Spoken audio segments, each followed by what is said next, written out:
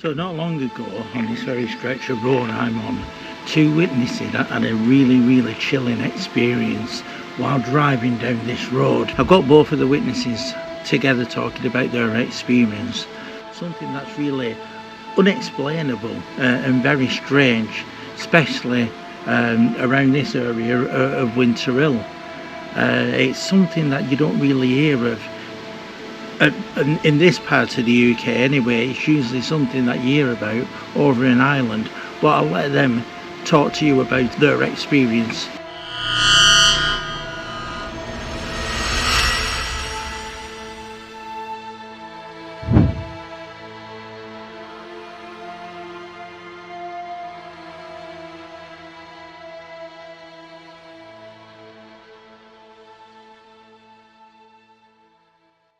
It was summer, wasn't it? And yeah. Jackie said to me, should we go up there? And, it's nice up there at the top route. And, thought, well, yeah, we'll take the view in. Because I know on a good day, you can see Droghwell Bank to the left. You can, and you can see Blackpool Tower to the right. So that's some scope you've got. And we went up there, didn't we? Yeah. It was lovely. And we just chilled out for an hour or so. The sun was slowly setting. Still very bright. And then we said, right, should we head back? We hadn't seen anything whilst we were up there, We decided to head back down in Jackie's little car because I wasn't in the truck. So we're going very slow because it's a very bumpy road, as many know, and so you're taking it easy. So we're going about 10 or 15 mile an hour. And it's a good It's a good few miles before you come out, isn't it, to the main road eventually. Well, we started heading down there, didn't we? Yeah. And then we passed a guy in a van, didn't we? And he was a small van, and he had his bonnet up. And it was in the engine or something, and he was just by the side, tucked away next to the wall, limestone wall. We thought, oh, well, I wonder if he's broken down or something, And then, in sequence, basically, I'm looking ahead and Jackie's driving, looking forward, and then I caught something come across, probably about 20 foot off the ground, and I'm looking at this, and it's clearly a woman. I can tell because there's a dress. It's grey dress, light grey, tatty, and she was flying. It didn't make any sense. She was flying, and I remember seeing the dress wafted, behind, arms behind her back, not up front, not Superman style, but behind back. Big hair, lots of big hair. Pure white face, and I saw it moved so strangely, not normal. It dive bombed behind the wall, which was probably only this distance away from our fence line, so you're talking probably only 20 foot away, but it dive bombed behind the wall, and the wall was probably about up to this height with me if I was stood next to it, so it's only about maybe 5.5 foot high. But she dive bombed behind it, and I'm kind of expecting, that's a bit of a weird thing because there was no turn to land. It was just so weird. And I looked as we were driving past it, what is that? And I saw these two hands come up, pure white, and their face come up on top of this limestone wall, and it was watching us going past, and we were going about 10 miles an hour. But she had a pure, not pale, white face, and black eyes, and her mouth was open, which looked black as well, really wide open. And as I'm watching her, she's watching us,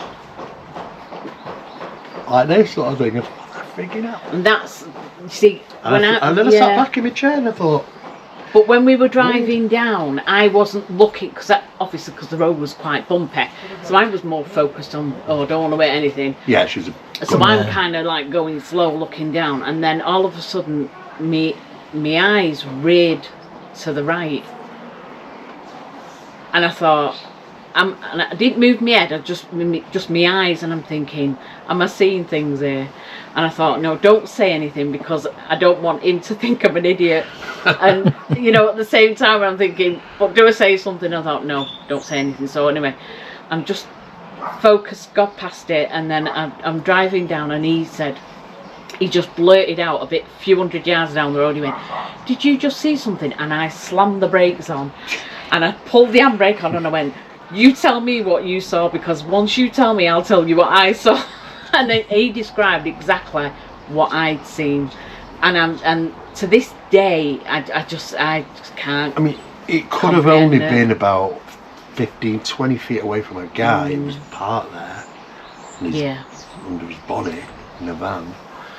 But what's strange for me is the fact that we had to drive about half a mile before we kind of were allowed to even acknowledge or say something. I mean, it doesn't make any sense at all. I mean, I know myself, and it's like, you know yourself, and why would you not react? My reaction should be, what the bloody hell is that? Slam the brake on, I'm out the car, I want to know. I'm not scared of these things, and you get kind of used to it, don't you? But then I'm more inquisitive, you know. I would be pursuing. It's like none of us, we weren't allowed to react to the moment and acknowledge it properly until about half a mile down the road. It's like we're captured and grabbed. But we've done work in this, you know, and the work that I've done in certain projects and stuff, and we've realised that sometimes the phenomena can cause something referred to as cognitive limitation. And it happens mostly with people in the paranormal field, such as, you know, you've got long-term investigators, been doing it for 15, 16 years, you know, not worried about going into dark places, you know, not surprised by experiencing things. One day, they're out there, and an apparition walks past, and they've got cameras in their hands, they've got doing all sorts of different things, and not one of them takes a picture, not one of them thinks to act as they should do. Everything goes out the window. It's like you're locked, and the phenomena's got you, and it don't release you until it's ready to release you. And it happens, and I started looking into the UFO stuff, and you think, hang on a second, this has happened in the UFO field, where people have witnessed these things, caught them by surprise, and they've not acted as they should have done, and afterwards they're kind of going, but why didn't we do this? Why didn't we do that? You know, so I think on some occasions, I think the whole thing just grabs you, in a sense, and doesn't release you to a certain time.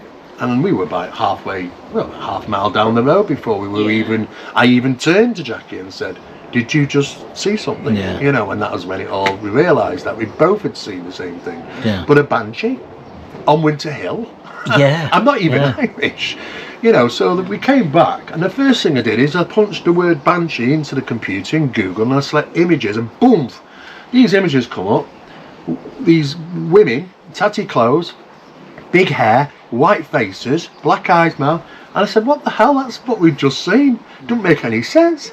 So of course I talked to my friend Barry, Barry Fitzgerald in Ireland, and said, well, explain what you saw. So he did, and he said, what's a Banshee? I said, but why on Winter Hill? Why us? Why there? Do you know what I mean? Literally spitting distance from the large antenna, Winter Hill antenna. This doesn't make any sense, and I've not heard of Banshee experiences up there. Though I've been investigating up there for a long time, and you've done some investigations up there, but I never found really any explanation for it. Just one of those odd things that came just out of the blue, that caught us off guard. It's a very strange and profound incident, but I remember it very vaguely in details. At first it was vague, and I thought, what was that? I was kind of puzzled, because my brain was trying to accept the fact that I've just seen something, but I don't know what bracket to put it in. You know, but afterwards it was like, that's a Banshee. No explanation. Well, she didn't make any noise, of course, because people say, did she scream? And they said, no. I was going to ask you that, actually. No sound at all. And we left the scene, you know, because she left her there, you know, looking over the wall at us. And there was only a guy 20 foot away. I don't know if she was there because of him. I really don't know, but it was so weird. And like I say, I had to look around, and I couldn't really come across much about Banshees up there. And I thought to myself, well, why would you? You know, is it a more interpersonal relationships with this phenomenon? Because it tends to, if we read mythology and folklore, it tends to be connected to, I think, 4 family names, but not always, because sometimes it's other people witness these things. But definitely a connection through Irish folklore and legends and myths. And I think, well, it doesn't fit with me. Why did I see it? Why did Jackie see it? You know, it's a mystery. I've no explanation for it at all. It's an odd one, though, isn't it? Well, to be quite honest, That's the first and only time I've ever seen anything like that in my life. Yeah, it's so strange. Never ever seen anything. Well, it's burnt into my before. mind now. Yeah. So your thoughts, Jackie, when you actually saw it, what were you thinking at the time? My thoughts were, am I really seeing it? Don't say anything to Steve because he's going to think I've lost the plot. and I'm just sat there and I'm like, okay. But my eyes were really drawn to it. That's the weird thing. I just couldn't take my eyes off it. And then as I got past it, I just dismissed it. And it's like Steve says, when we got so far down the road, that's when he said, did you just see something?